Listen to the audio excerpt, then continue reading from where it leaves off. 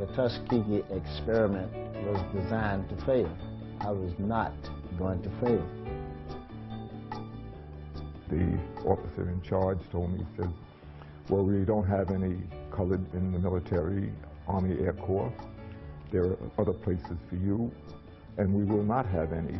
The basis for their refusal was a staff report which had determined, I use that word euphemistically, that colored troops did not have the capability, the intelligence, the courage, or even the coordination to fly fighter aircraft.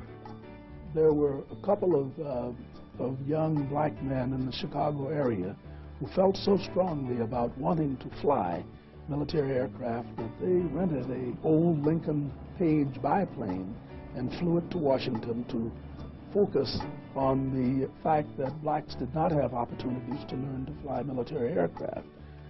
They were met by then Senator Harry Truman. His statement, if you guys have the guts enough to fly that thing all the way from Chicago to Washington, then I have guts enough to see that you get what you're asking for. Mrs. Roosevelt went down to Tuskegee on a visit, and while she was there, she went out to Moulton Field and she met Chief Anderson, who was the chief pilot of the primary phase of flying. And she went, to the dismay of the Secret Service and everybody, she went for a ride with Chief Anderson. And when she went back to Washington, within a short time, the Tuskegee experiment was begun.